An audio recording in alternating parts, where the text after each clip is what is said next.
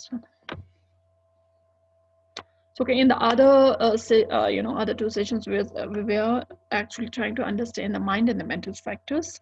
The mind is something, the mind is something that is, the nature of the mind, the nature of the mind is clear and knowing, right?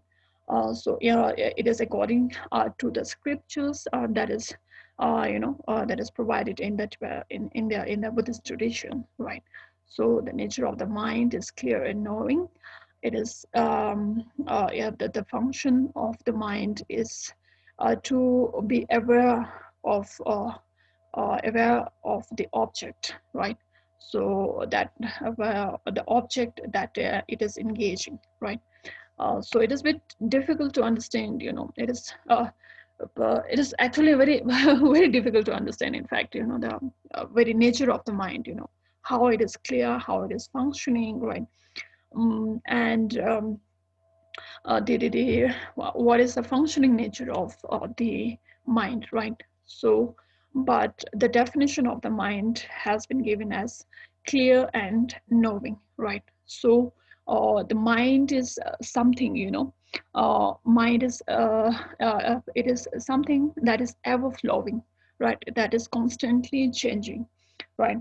So it is a changing structure of the movements of an individual experience, right? Experiences and mental factors, right? So the mind is not a single absolute sort of entity that does not change, but it is a changing, changing state. It is always in the flux of change, right? So it is ever flowing individual sort of, yeah, and it is made up of individual experiences and mental states, right? But the basic, nature of the mind is clear and knowing, right? It is a clear entity, and it is a knowing entity, right? So it has the capacity to, to become aware of the objects that it knows, right? And it is clear, just like clear water, or just like a clear mirror. In the other session, I was giving these examples, right? So there's the mind and the mental factor. Mental factors are something, that accompanies the mind. So we have,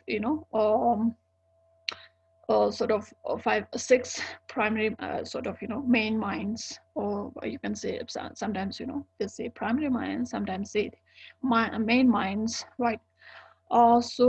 Basically, the uh, uh, the consciousness, right? Basically, the in Buddhist philosophy, the mind, consciousness, and awareness, right? Mind, awareness, consciousness. These are same thing, right? And in Tibetan Buddhism, Lo, Rigpa, and Shispa, right? So these terms are used interchangeably, right? So Lo, Rigpa, and Shispa, right? So Shispa is the consciousness, and Rigpa is the awareness, right? And Lo is the mind, right? Similarly, we have different terms in Sanskrit also, right? The chitta, right?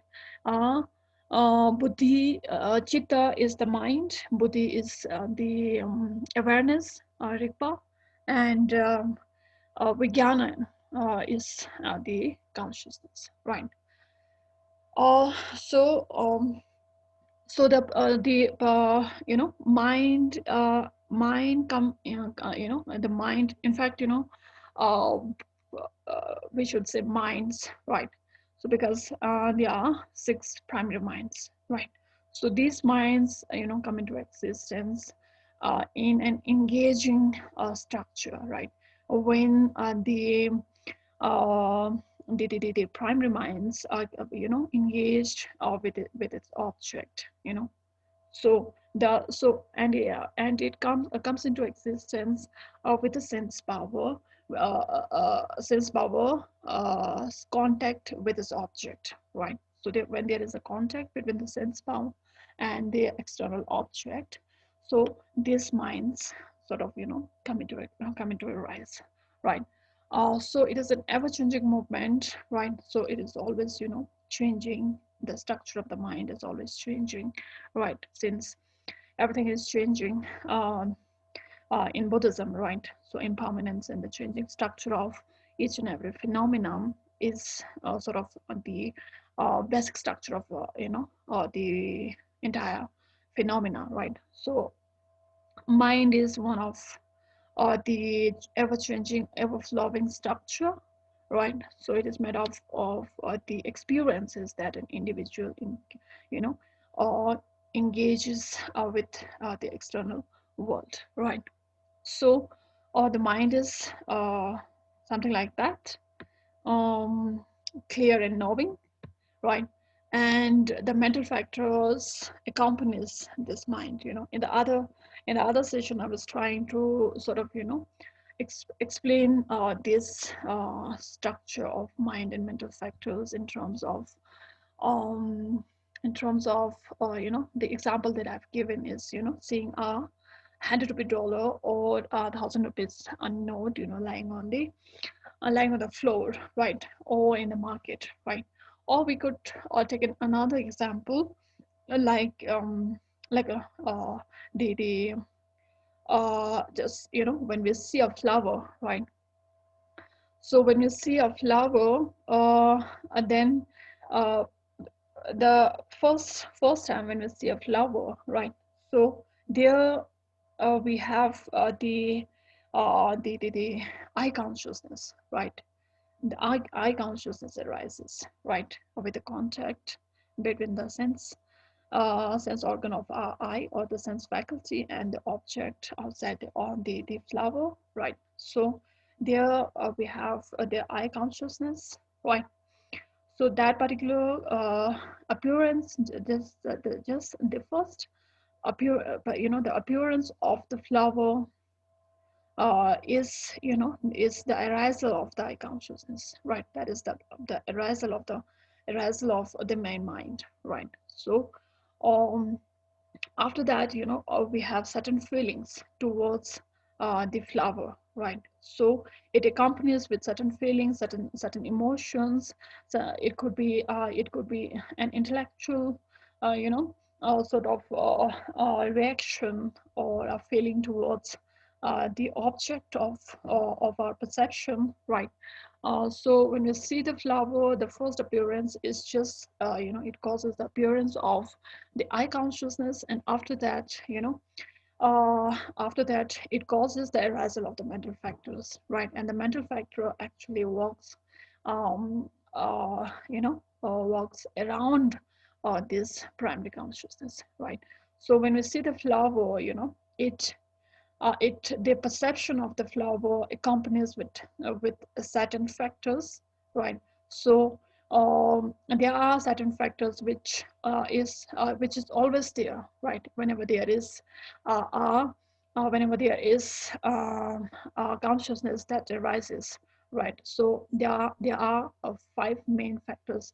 We can see what are those mental factors later, but there are five main mental factors that always accompanies any experience, any you know any primary consciousness, right?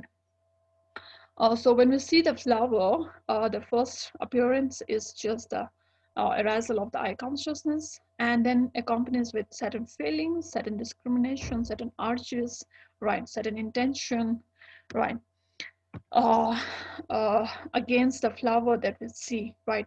So those are the mental factors, right? So the mental factors and the minds are always, they always work together, they cannot be separated, right? For example, it is like the uh, it is like just like a hand, right? The palm and the fingers, right? So the palm is just like the primary consciousness or the main mind, right? Or the mind. and the fingers are the mental factors, right? So they always work together, right? If there is no palm, they cannot be the fingers, and if they are not the finger, then the palm cannot walk, right? So it always, the experiences all comes, alone. It sort of, it is the mind and the mental factor comes in a sort of package, right? um so, and another example can be, for the mind and the mental factor could be given of a cabinet system, right? So the cabinet system is made up of a president or a prime minister, right? Or the leader, right? That leads the other members of the team, right? Also, a cabinet system is made up of different members, right? And and the president alone cannot work, right? And it has to be the members to work, right, with the prime minister or with the president, right? So they cannot be separated. Separated at all. The function cannot be happen, unless they work together, right? These examples, these analogies are just to understand the function of the mind and their mental factors, right? So we don't have to take it literally, right? So it is just like that. Uh, the mind and the mental factors, right? Just like the example, the seeing in the flower, right? The first appearance of the flower causes the arisal of the primary consciousness of I, and then the mental factor accompanies it. By looking at the flower, different feelings sort of arises, right? The feeling could be a happy feeling, or pleasant, unpleasant, or it could be a neutral one, right? So when we are not in a good mood, by looking at the flower, right, it may or may not bring us a pleasant experience. Or when our moods are good, then by looking at the flower, our moods, you know, it becomes more better, right? So it brings pleasant sort of experience, pleasant feelings, right? And it could be neutral. Just by looking at the flower, it could be just, there could be nothing, no, pleasant or unpleasant feelings. It could be just a neutral feeling also, right? And that is the feeling which is one among the five aggregates also, right? So we have five aggregates, out of which an individual is mm, uh, individual is dependent upon, right? The existence of an individual is dependent upon these five aggregates, right? So this feeling is one among the five aggregates, right? So after that, we have the discernment or the distinguishing factor, right, of our mind comes around. This is again one among the five aggregates, right? So we distinguish the flower, right? So um, in this, in this factor, we discriminate the features of the object or the flower that we are perceiving, right? So it could be a beautiful flower, right? It's yellow, it is red, it is pink, right? So distinguish. We sort of distinguish the object, or we take the cognizance of the object, right? So and that is again the again one of the mental factors that accompanies the primary mind or the main mind, right? And after that, there could be an urge, there could be a wanting, there could be a desire there, or an attachment that arises just by looking at the flower, right? So this attachment could be, something, oh, I want to buy this flower, or I want this flower to keep in my bedroom, right? Or but this wanting sort of factor, that is again one of um, uh, the mental factors, right? So And then these factors sort of these are or different factors that arises and that accompanies, right, the main mind, right. So whenever there is a main mind, there is a mental factor also, right. So it is always working together. The main mind and the mental factor, they always work together, right. They cannot be separated, right. So this is just one way to understand the main mind and the mental factor, right? So in the other session, we have sort of try to understand the Saljing Rigpa and the nature of the mind as Saljing Rigpa, right? Clarity and awareness, right? And This sort of this mind and the mental factor, these are again ways of become aware of the object, ways of knowing the external world, right, ways of knowing the object, right.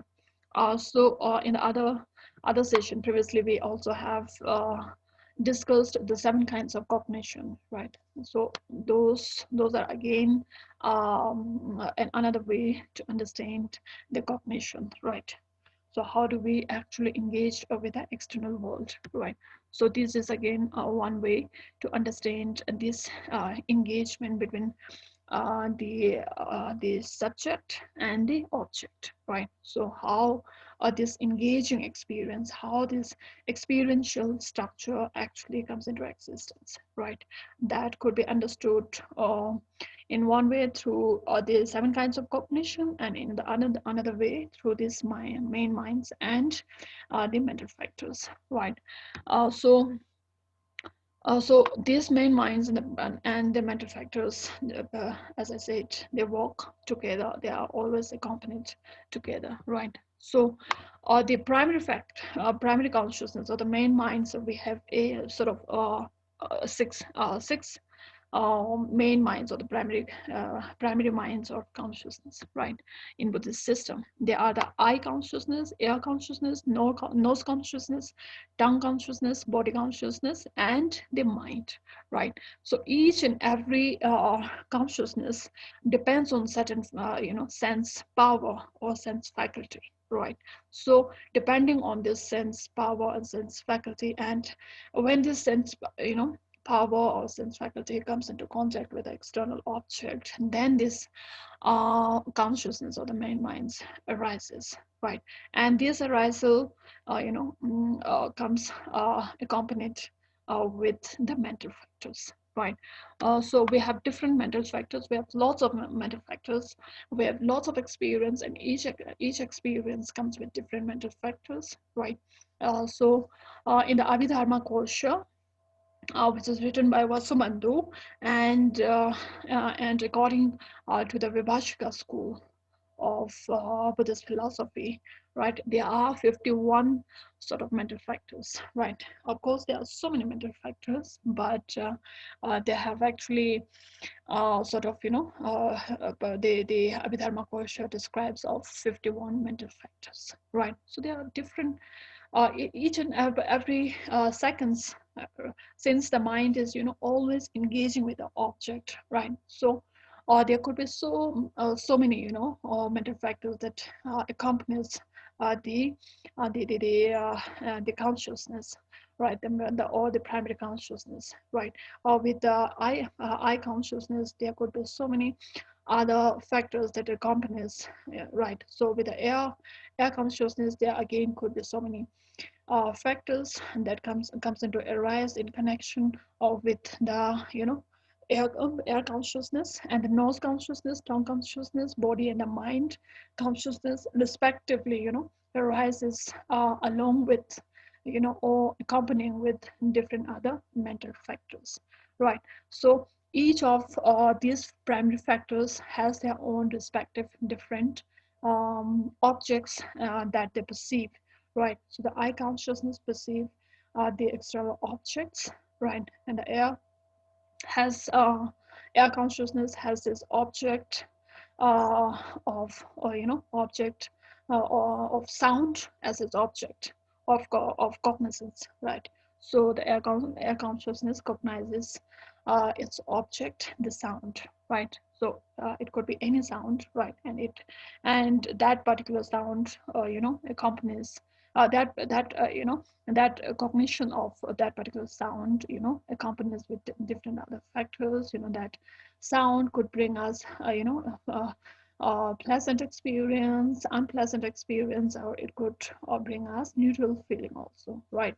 So that when we hear a sound, a very beautiful melody, right? It brings calmness to our mind, right? So and then it also brings the feeling of happiness, pleasant, right, and joy. These are again mental factors, right? The joy, the pleasant, the unpleasant, the urges, right? These are all mental factors, right? So that comes along the uh, main mind, right? And the nose consciousness has its respective object of perception, that is the smell, right?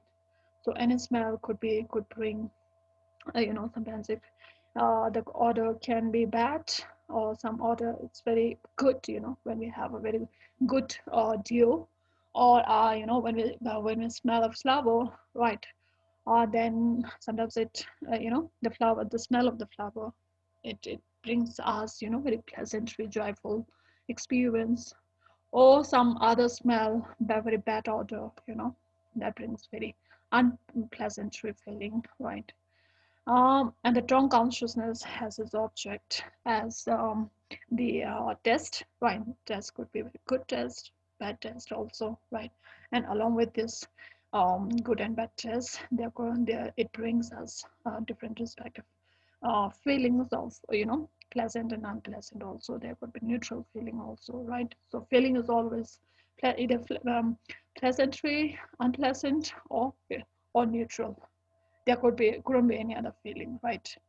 A feeling could be a pleasant, unpleasant, right? So the body consciousness has its object as the tactile, the solidity of the object, right? Which can be sensed, which can be perceived by touching, right? So the solidity of the flower, or the solidity of the apple, or solidity of the table, that can only be understood, that can only be known, or that can only be perceived through touching, right? So the object of the body consciousness is the tactility, the solidity, right? So that can only be known through touching, right? And the mind consciousness has its object as the mental images, right? The cognizance of the appearance of the object in the different other consciousness, right? So the mind consciousness, sort of take cognizance of the objects that arises through the other consciousness, right? So this is like this is the main minds, or the primary consciousness, right? So uh, this is one thing. So uh, like uh, like primary consciousness, mental factors are also merely ways of being aware of something, right? So just like the primary consciousness is always aware of its object, the mental factors are always, you know is aware of its object, right? So it is again merely ways of being aware of something, or some object, right? So they are aware of the object in special ways, right? So all the since the awareness, since the factors are different, obviously those factors are special ways of knowing also, right? So we see, we perceive, right? So those sort of factors are again different ways, special ways to understand, to know the objects in different ways, right?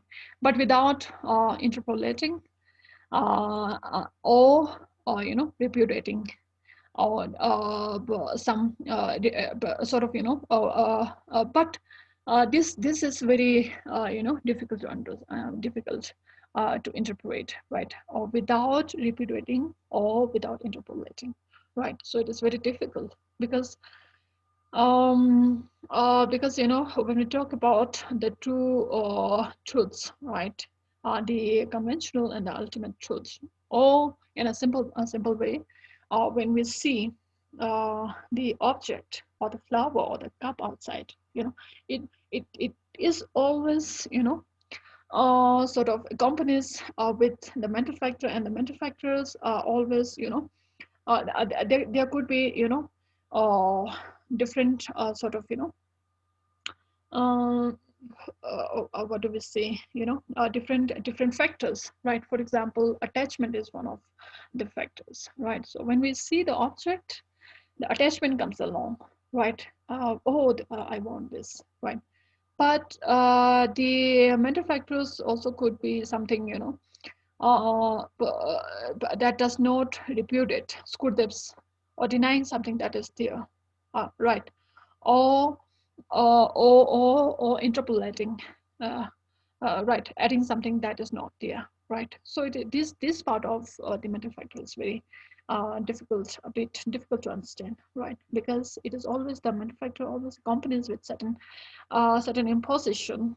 When we try to understand this in terms of the two truths, it becomes difficult, right? So because the conventional truth is interpolating or repudiating the object in something else, right? The conventional truth, right? But when we but the ultimate truth is something else, right? But both the conventional and the ultimate truth, they are not different, right?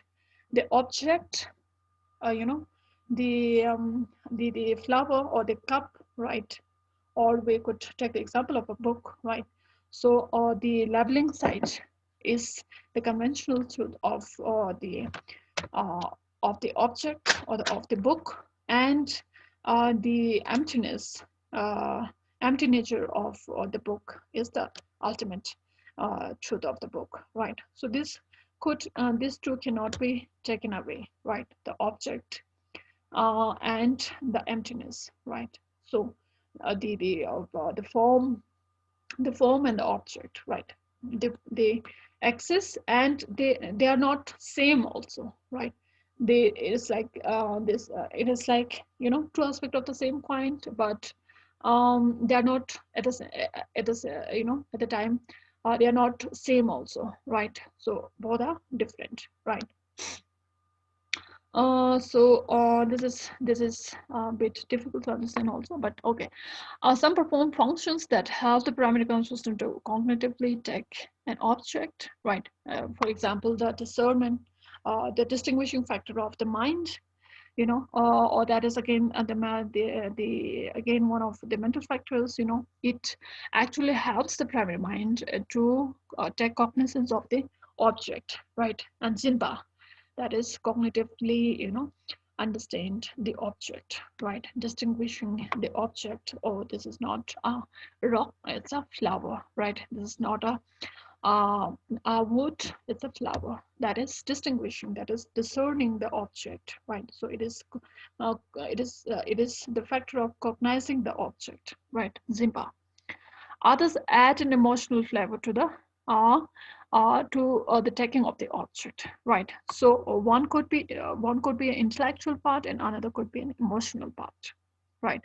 So the taking cognizance of the object. Oh, this is a flower. This is not a rock. That is an intellectual aspect of the mental factor, the function of the mental factor.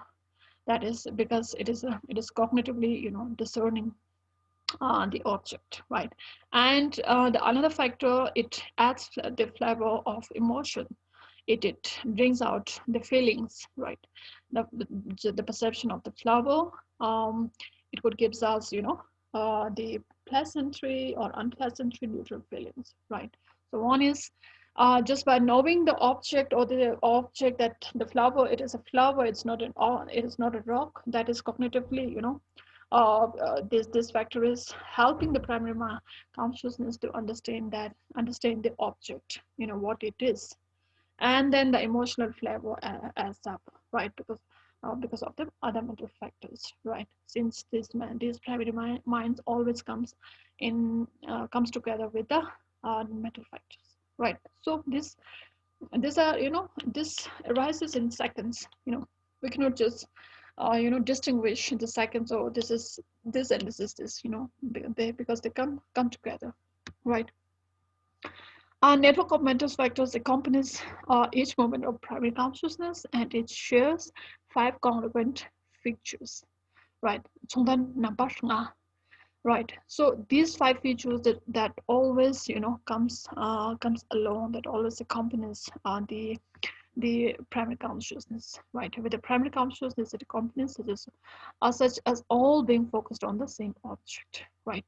So whenever there is a primary consciousness, these five, there are these 5 special factors that always comes along, right?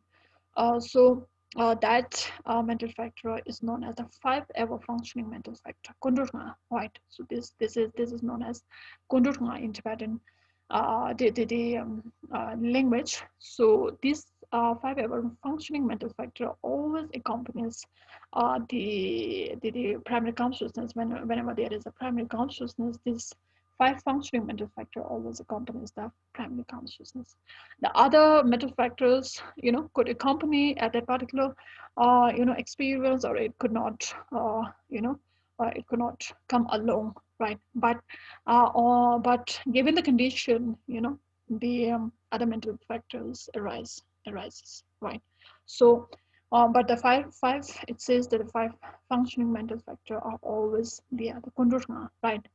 So what are the 51 mental factors, right? So the mind is a knowing, clear and knowing entity, and the mental factors are again, ways of, become aware of the object, the function of the mind, and the mental factors are to come into to become aware of the object in different manners, right? So these two always works together, right? And if we say what are the 51 mental factors, then they are the 5 ever functioning mental factors, the 5 ascertaining ones, 11 destructive constructive emotions, uh, Gewachukshik, 6 root disturbing emotions and attitudes, Sangyuntuk, right? Sangyuntuk, the root, disturbing or afflictive emotions, right? Sangyuntuk.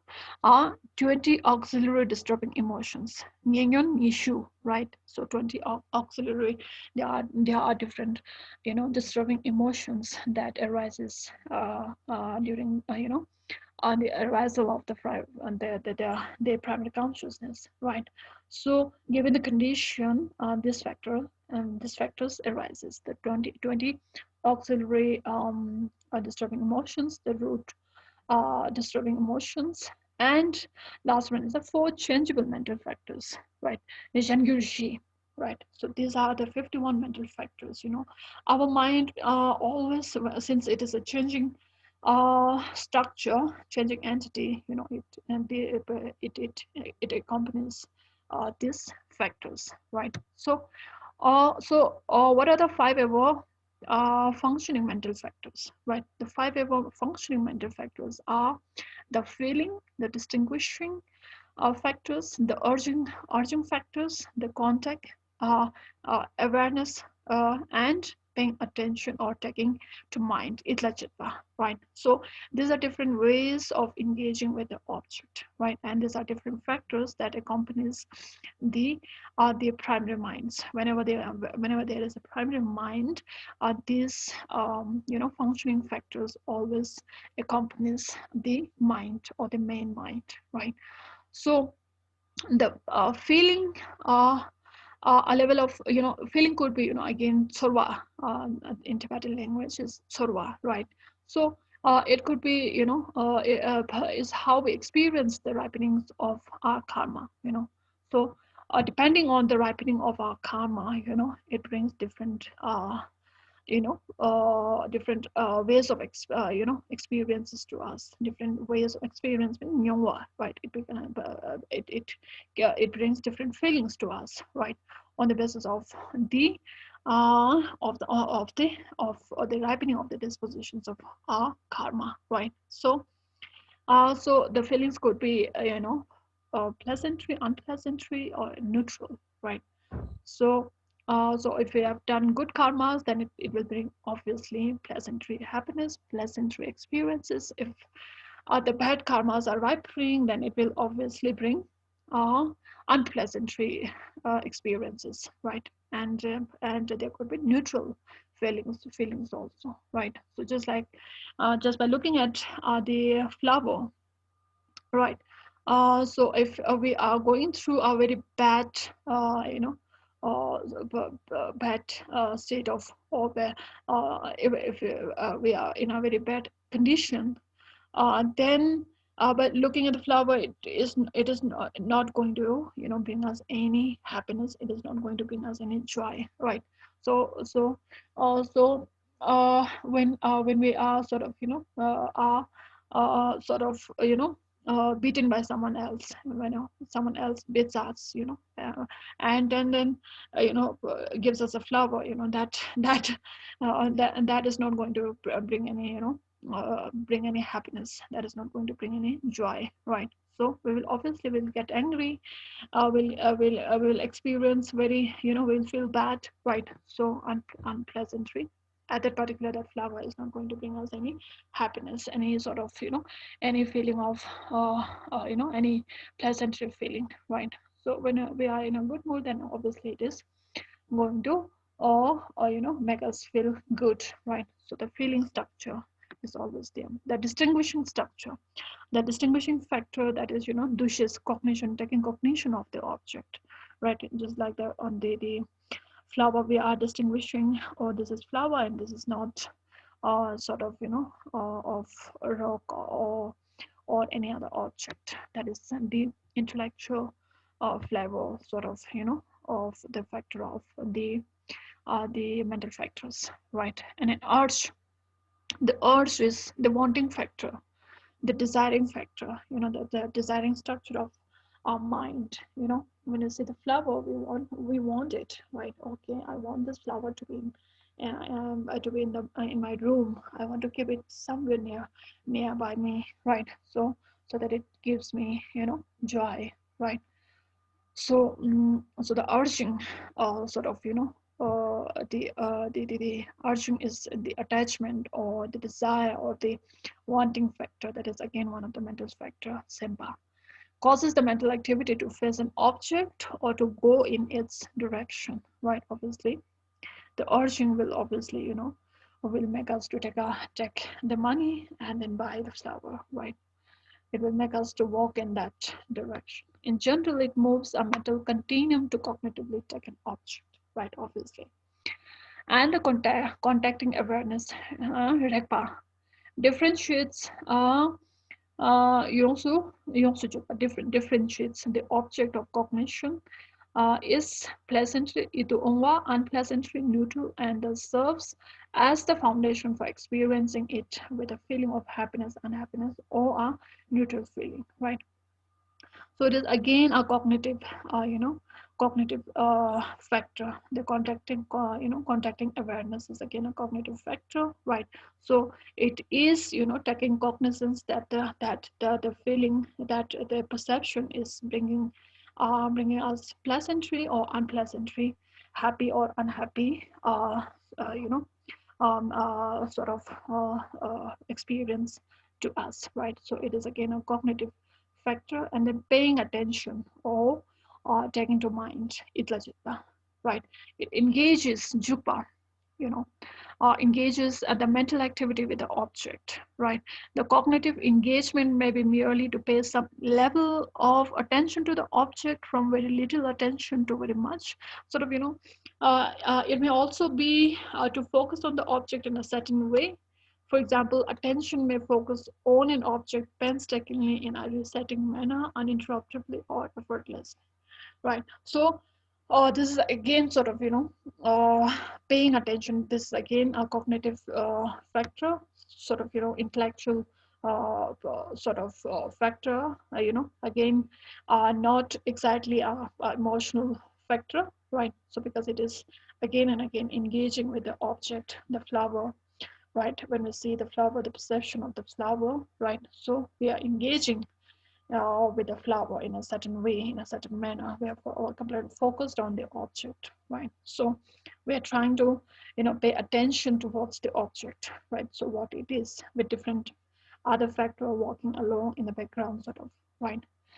So these are again the classification of the perception of the object, right? So the kind of structures that is the playing around the game that is going around the structure of the experience of a flower. These are all the structures. The five ever functioning actually source of is always there, and along with these factors there are other factors that comes into arise on different, depending on different causes and condition, right? So um, so the next the five ascertaining mental factor, right? The five ascertaining mental factor is the Ulingisma, right? So Ulingisma. Uh, so these are the positive intention, Dunbar, the firm conviction, recollecting mindfulness, and mentally fixating and discriminating awareness, right? So Tingizin and Shizrap, right? So these are again, data, five mental ascertaining mental factors. These are again, ways of knowing the object in different manners, right? So positive intention, Dunpa, is not merely the motivation. Kulong, Dunpa is not exactly the not merely the motivation to obtain any object, to achieve any goal, or to do something with the object or goal once obtained or achieved. But it is the wish to have a desired constructive object, right? To do something with it or to achieve a desired constructive goal, right?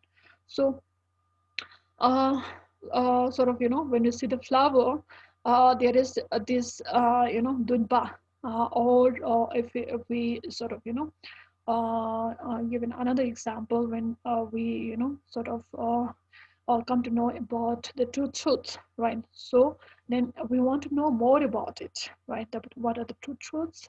How does it work? Right? What are nature? What are the functions? So these are again the constructive, or when we say, mind and the mental factor, then there is this, there is this, knowing sort of, factor that comes along, right? Oh, I want to know this, sort of, that is again the knowing. This is again is, sort of comes with a desiring, but this desire is something constructive.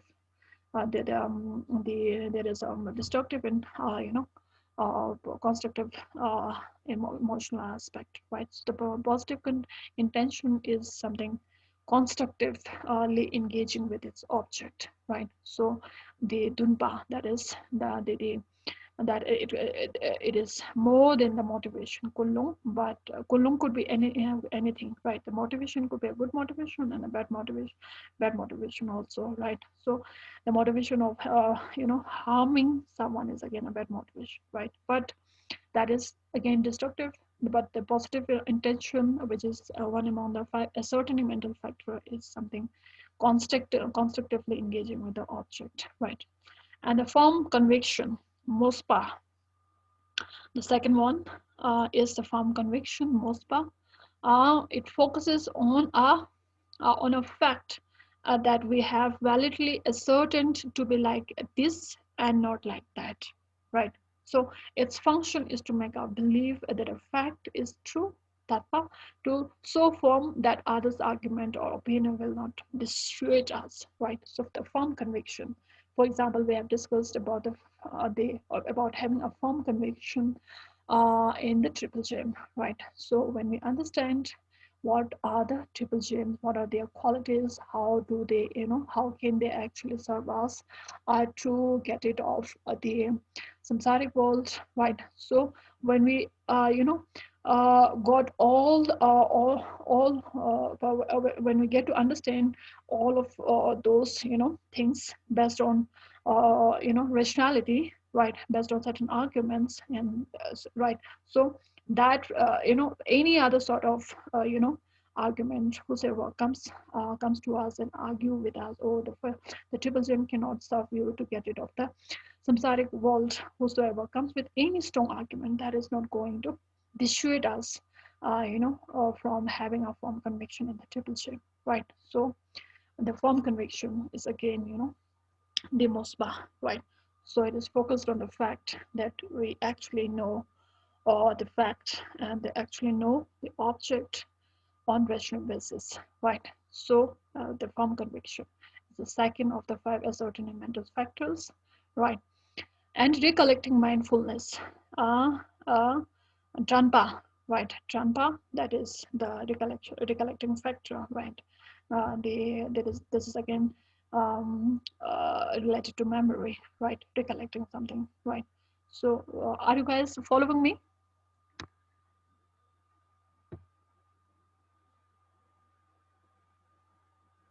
Are you guys Yes, following? ma'am. Okay. Okay, so the recollecting mindfulness, right? This is again one of the mental factors, and this is not merely holding on to any cognized object without losing it as an object of focus, right? So the recollecting sort of the recollecting factor is not losing our object, right? So we are always recollecting the qualities of the triple gem, right? So what are the triple gem? Buddha, Dharma, and Sangha? We are not actually, losing it. The object of our firm conviction, we are not losing it, right? So we are always cognizantly, so sort of, engaging with the object, right? So that is again comes with the conceptual factor of the mind again, right? So here it prevents mental activity from forgetting about or losing a constructive object with which it is similar, right? So when we see, when we, sort of, if we take another example, right? So about sort of, about a horse and khanjar, but the culture is or about a horse or a donkey, we can say, they look similar. They are, obviously they are different animals, right? But they look similar, right? So based on certain features, we are by cognizing certain features of our object, where we are not losing losing the difference between the two, right? So we are sort of, or losing a constructive object with its familiarity. There are lots of familiarity, right? Within a horse and a donkey. Of course, they are different, right? But they are similar, and they are similar features, right? So, or just by looking at the similarity between the two, we are not going to lose the differences between the two objects between the two animals, right? So that is again, again, again intellectually and uh, uh, cognitively, engaging with the object, right? So recollecting mindfulness is that is, trampa is, not losing your object, right? So continuously engaging with the object in a constructive manner, right? So the fourth one is mentally fixating, Dingezin, right? Concentration is not merely keeping fixed on any object of cognition taken by any type of cognition, right? Including sensory cognition. Here it makes the mental activities stay single-pointedly engaged, right? So it is again sort of, not losing the object at the same time. It is, our mind is, fixed on the object. Again, this is the mentally, and the thing is the concentration, right? We know about it, right? So we are continuously, we are sort of, when we are concentrating on an object, right? So we are continuously, obviously, engaging with the object, but we are not letting our mind loose, or we are not letting our mind, wander around, right? So when we are meditating, our mind is completely, concentrated, pinpointed on the object, right? So when we are more, so there are two factors, when we are concentrating, one is, wandering around, and another one is just, dipping our mind, sort of, doze down with sleep, right? So dozing, and then, wandering around, right? So these are, again, two sort of, um, interruption barriers, and that comes along when we are trying to concentrate our mind. Either our mind goes around just like a monkey, going from one tree to another. Our mind wanders from one object to another object, right? So we try to fix our mind and try to concentrate and pinpoint on one single object and engaging with it in a constructive manner, right? So that is mentally fixating our mind. That is, again, these are all mental factors, right? So this concentration, again, comes along with the primary mind, that is the mind consciousness, right? The it right? So the it we're trying to control our mind, right? So, and then we are trying to engage with the object in a very constructive manner by completely, single pointedly, uh, you know, pointing, focusing our mind on the object, right? Um, the level constructive object, that most, right? So that this is, again, a mental factor, right? So discriminating awareness shows up the wisdom, you know, focuses on an object for analysis and differentiates its strong points from its weaknesses, or its good qualities from its faults. Obviously, discrimination is differentiating the object, where, understanding the object, right? So understanding the object, is, or either we try to understand it by taking out the faults, or either we try to understand it by understanding the goodness, the good points, the good qualities, right? When we um, try to understand the object, we try to understand the features, how does it look, what is it made up of, right? What are the qualities, what are the functioning qualities, whether it is good for me or not, right? The weaknesses, what cannot be done with the object, what can be done with what can be done, or what cannot be done. All the qualities we try to distinguish, we try to discriminate, we try to differentiate, right? Sort of we dissect, actually, sort of we dissect the object, right, in different ways, right? So trying to know this object, right? The wisdom point is, when we try to understand the nature of the reality, we actually dissect everything, right? So what is it, right? What is the nature of reality, right? So we dissect it. For example, when we are trying to understand the concept of the cells, right? In order to understand the concept of the cells, we have different we take different examples and try to dissect it, right? So an individual is made up of these five aggregates, and we actually dissect these five aggregates and differentiates whether this is the self, whether this is the self, whether the form is self, the feeling is one self, the consciousness is self, or the discern, or the volitional activities, those are the selves, right? So we try to dissect, right? So that is, again, the discriminating awareness factor of our mind, right? So these are all constructive ways of engaging with the object, right? So these are the five ascertaining mental factor. Yul Ngespa. Ngespa means to make sure, to ascertain the object, right? So ascertaining in a constructive manner. The positive intention, the firm conviction, recollecting, mindfulness, mentally fit setting, that is concentration, and discriminating awareness. These are all factors that are constructively engaging with the object, right? These are always to know the object in a very constructive manner, right? So again, then we have the 11 constructive emotion, right? So these are the five ascertaining mental factors are the intellectual aspect of our mind, the intellectual factors of our mind, right? It is always cognitively engaging with the object in a very constructive manner. And then we have the 11 constructive emotion, the emotional minds, right? Uh, so uh,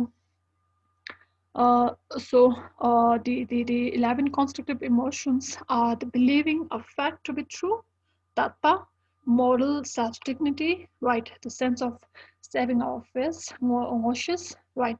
And care for how our actions reflect on others. Telyutpa, tattva, ngotsa, telyutpa, ngotsa and telyutpa. Telyutpa,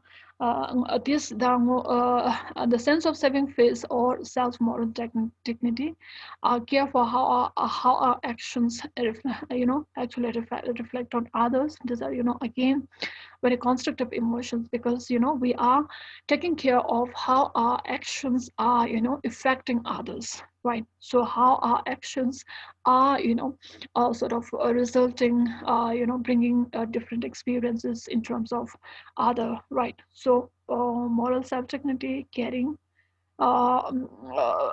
getting how our actions reflect on others, and detachment. Uh, right? Detachment is, not having any attachment, right? And detachment, not clinging, right? Not having any, desire to sort of, when you see the object, there is no wanting, there is no urge, there is no attachment, right? So when there is this attachment, then all the other mental afflictions follows, right? So the detachment machaspa, importability, right? Jestang mitpa, right? Jestang mitpa, importability, jestang mitpa, that is not,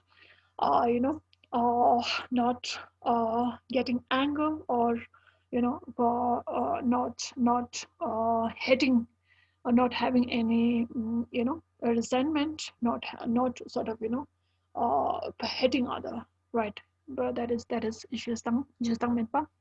Lack of naivety,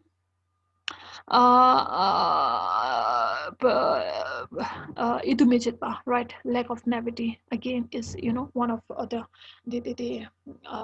mental factors that comes along. We do not sort of um, what does it say? When someone harms her, we do not take hold resentment, towards the person, right? So all these are sort of constructive emotion that comes along, right? And perseverance, and the sense of fitness, caring attitude, equilibrium, not being cruel, right? So number mitzvah, right? Tangyom, pakyot, carefulness, shading the flexibility. These are all again, very constructive emotions, which comes along when we have an altruistic attitude, when we actually have good intentions, when we actually have um, have the intention, have the attitude to attitude of non-violence, and not harming others, but this caring attitude, right? So this all comes along with that, right? These are all again different factors while engaging with the object, right?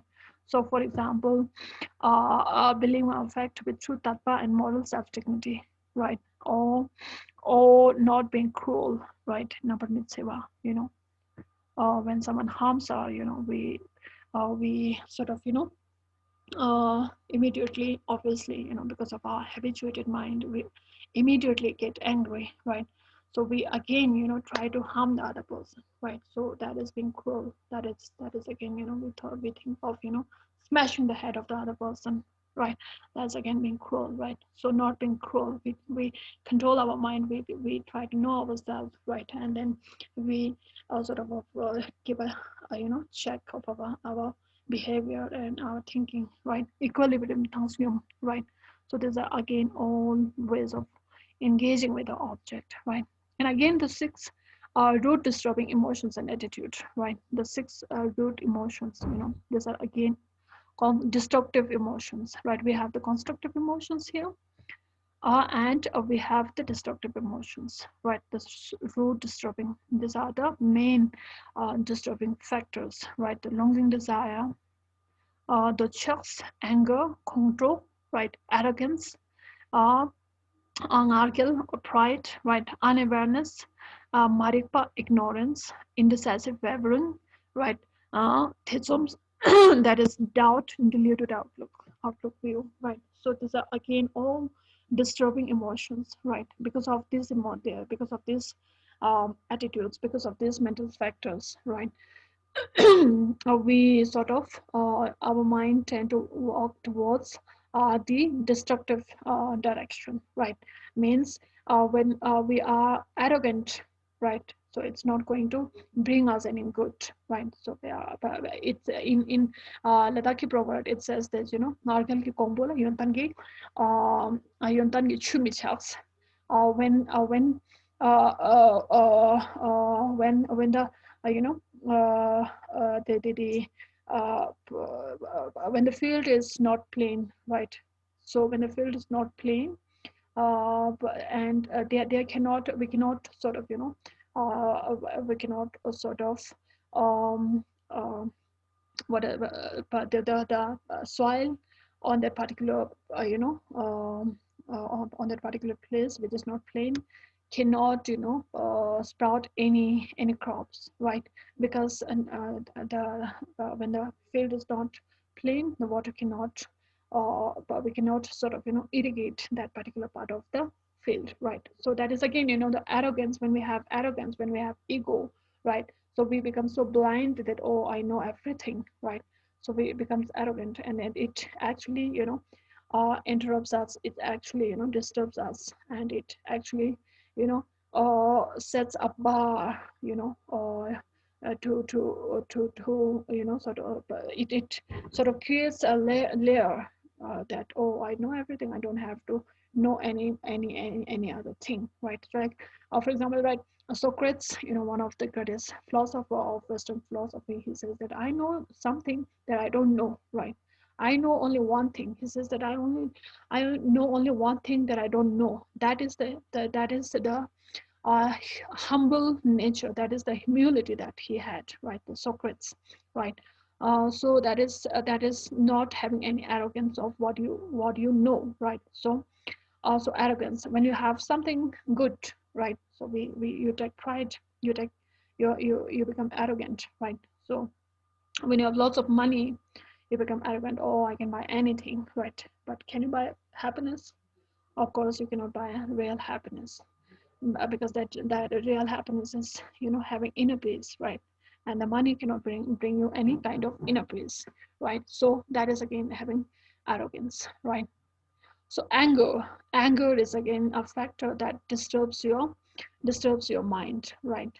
So this is again, and these are all the root disturbing emotions.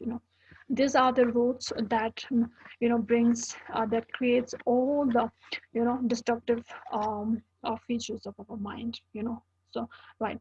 So the longing, desire, anger, arrogance, unawareness, and indecisive wavering, that is doubt, diluted outlooks view. Diluted outlooks view means not knowing the reality of the nature, having a very sort of for example, when we say, oh, there is a creator of the universe, right? The universe has been created by our God, right? And there is no structure of any karma, right? So there's no rebirth. These are all diluted outlook, right? So Our mind is deluded with certain systematic structure, certain systematic thought, right? Of course, we have a particular at that particular intellectual cognitive factor, but that cognition is again diluted by wrong thought and wrong systems, right? So that is diluted, having a diluted outlook view, right? So these are not when we think that, oh, there is a god, but that is the existence of god is again based on certain arguments, right? So on that arguments, on the basis of that argument, we say that, oh, god exists, right? So but that is, according to Buddhism, that is a uh, deluded outlook view, because the argument is itself wrong, right? So these are the root disturbing emotion, means these are the root attitudes that brings us unhappiness, right? So these are the root uh, you know uh, disturbing emotions. And then the 20 auxiliary disturbing emotions. Apart from the root disturbing emotions, we have other auxiliary emotions that accompanies the root destructive emotions, right? Those are the hatred, troa, resentment, contin. Resentment comes along when we become anger, right? So hatred is staying angry with the particular object, right? So it is a state, right? So hatred, we hate someone, right? When you are angry with someone, when you become angry with someone, then you hate someone, right? So, oh, I hate you, and that is a continuous state, sort of, right? The hatred and the anger, hatred, and the resentment, keeping hold on to that hatred, right? Oh, this person has brought harm to me, right? Constant, right? Resentment, that is, hating someone, and again, again and again recollecting that that, oh, this person has brought harm to me, right? So this is resentment. And then after that, concealment of having act improperly, chapa, right? So we have done something wrong, and then we try to conceal that again, or we lied, and then to in order to hide that lying, or we again lie, right? So there is a chain of lying that comes along, right? So concealment of having acted improperly, when someone kills someone, when someone has done some immoral action, right? So in order to conceal, in order to not letting other know, or that particular action, so that individual do so many other take so many other decisions, and so many he or she does so many other things to conceal that particular action, right? So chapa, outrage, sikpa, right? So one become outraged, very angry, right? So out of outrage, when we are in a state of outrage, you want to do anything, in any where he or she cannot sort of discriminate what is wrong and what is right, right? So the in anger one become very outrageous, right? So in that particular state, one cannot know who, or whether that particular person is your friend or an enemy, right? So you sort of you become very outrageous, right? Envy, chakdok, your envy towards someone, envious. You become, when someone has someone is better than you, and you become envious. Why I'm not like that? Why, when someone has more money than you become envious to that person, right? Or why can't I have that money? Why he or she has lots of money, right? Chakdok, right? Miserliness. Said now, we have lots of money, but we cannot give even a single 10 rupees to a beggar. We are so miserly, right? So that is again, being greedy, right? So and pretensions, skew pretensions, we become very pretentious, right? Sometimes, right? So that is again pretension, right? So that is again one of the disturbing emotion. we try to be something else, right? So and then which we are not, right? Pretension, yes, due concealment of shortcomings or hypocrisy, right? Yogu, right? Yogu, concealment of shortcomings or hypocrisy, right? So the hypocrisy side of our mind, right? Smugness or conceit, Rikyaspa. This is again sort of pride, but this root, it comes along the arrogance, when we have conceitment, where we think, oh, I'm this, I'm that, right? So this is again a kind of arrogant, right? Cruelty, right? Number seva, right? This is again one of the comes because of the root disturbing emotions, cruelty, where we are not caring, we do not have a caring attitude towards other, we have a very cruel mind, right? So we think of always harming other, right? The cruelty, right? So no moral sense, dignity, no sense of honor, right? We do so many things without caring. Oh, what they say, what I don't care. I can do anything, right? So even if you kill someone, right? So oh, I don't care. I can kill. I can lie. I can drink any intoxicating stuff, right? So these are all um, no moral sense of dignity, right? No care for our actions. We don't care about how our actions reflect on others, right? Right? Foggy mindedness, muxpa, right? Foggy mindedness is when our mind is not clear, right? It is very foggy, right? So it is very drowsy. It's not, it doesn't, it do not, we do not know what to do, what not to do. It's always just like, in neutral state, we just walk around, foggy mindedness, right? Um, flightiness of our mind, kotpa, or our mind. These are the factors, the foggy mindedness and the flightiness of the mind is, wandering around, our mind is always one, it's not pinpointed on what we are doing, what we are not doing, right? So when our mind is not mindful, right, so we do anything, when we are cooking, when if our mind are not concentrated, or we either we put lots of salt, or we do not put salt in the food, right? So they don't, because our mind is not pointed in cooking, right? So our mind is wandering around. So either we sort of fry the onion,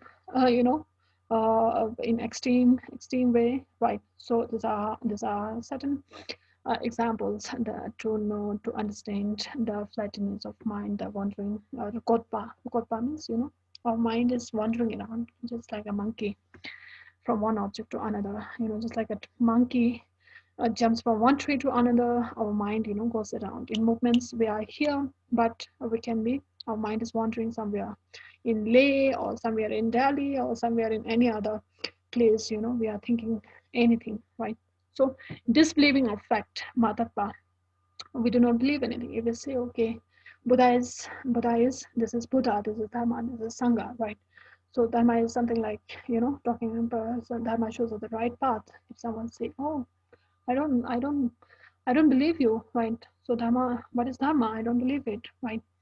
So if someone say, oh, this path, this path, this road leads to Changtang, or this road leads to Sham, right? Or this is, but we do not believe anyone, right? That is again again a disturbing factor, right? So not believing other is very, it brings unhappiness, it brings unstability, it does not bring any security, right? It does not bring us any secure atmosphere if we do not believe other, right? So when we walk out of our house, if we do not believe in the atmosphere we are in the environment we are living, the believing other is very important, right? We have to believe in ourselves, we have to believe in others, right? So disbelieving our factor again. There's a very destructive factor, laziness, lelo, we are very very lazy, like me, always sort of, forget to put up the, with the video. That's laziness, or we are very lazy. We are not active in doing our our jobs on time, right? So laziness, we feel very lazy. Our mind is very lethargic, right? So we do not do our work on time, or we do not we are, like they become very sort of, potato couch, like lazy, right? We do not care about right. So not caring partnered by carelessness, recklessness, so these are again disturbing emotions, again disturbing factors that and forgetting jitba, right? Not having any, any mindful state of our mind, right? Our mind is always forgetting, right? And this is again disturbing. Being unalert, Shizin Mitpa, we are not alert what we are doing or what is happening. We are not alert, right? Well, when we do not know what is happening around, we will not be able to, take any decision also, right? So that is again disturbing. Unalert, Shizin Mitpa, it is, but the this again, lack of mindfulness, right?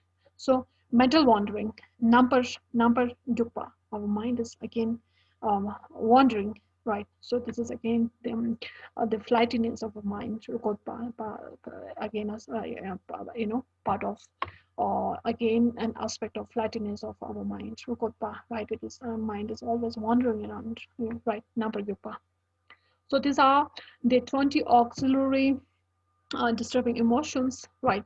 So these are in these factors. When these factors arises, our mind engages with our object in a very destructive way. So these are the 20 auxiliary disturbing emotions that comes along with the root disturbing emotions, right? So the roots disturbing emotions, the ignorance, the arrogance, the doubt, the longing desire, or the attachment. These are the root causes, that tends to bring out the auxiliary emotions, right? So, for example, the anger brings out hatred, resentment, right? So just like, and the longing desire, we desire to have lots of money, and then because of that we act different in different ways, and we still, right? Because we long for having lots of money, and then to have lots of money, we walk in the wrong way, and then start stealing money from people, right? And in order to conceal that, we are doing so many other improper actions, right? So chapa, concealment of having act improperly, right? So these are all uh, accompanies this like a chain, right? So the destructive ways of engaging with the world, engaging with the external world. And then we have the four changeable mental factors: the sleepiness or the sleepy need, regret, gyotpa, gross detection, stokpa, subtle and discernment, right? Gyotpa. So these are again, the changing. These are again, the changing mental factor. Regret, of course, we have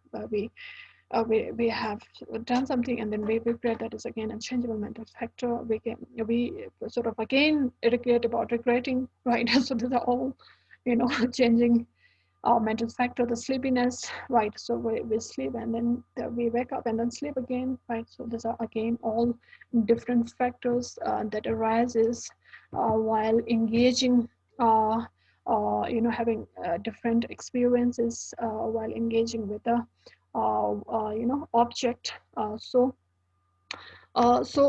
These are all, ways of, knowing the world in different manner, and the kind of, you know,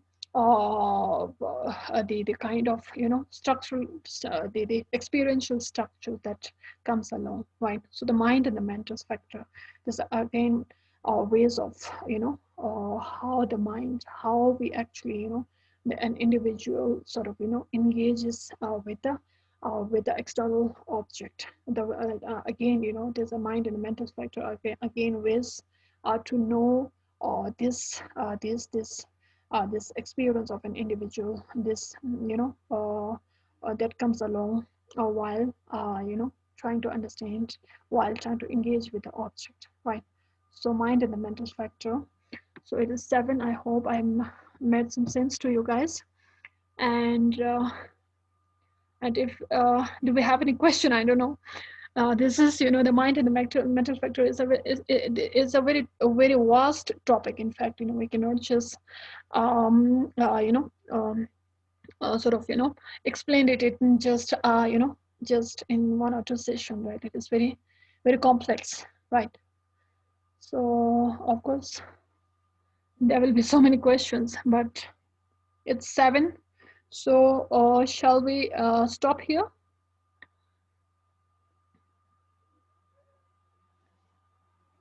Yes, ma'am. Okay, I hope I made some sense to you guys. Okay. Okay. Okay, so okay, we'll stop here. There is a chat. Okay, please have. Okay, sure. Okay, then see you tomorrow with a new topic, right? So if we have any question, then we can, you know, sort of chat on the group also. Okay, then see you Okay. tomorrow. Bye-bye. Okay, bye. Thank you, ma'am. Thank you, ma'am. Okay, Thank you, ma'am. okay, bye. Okay.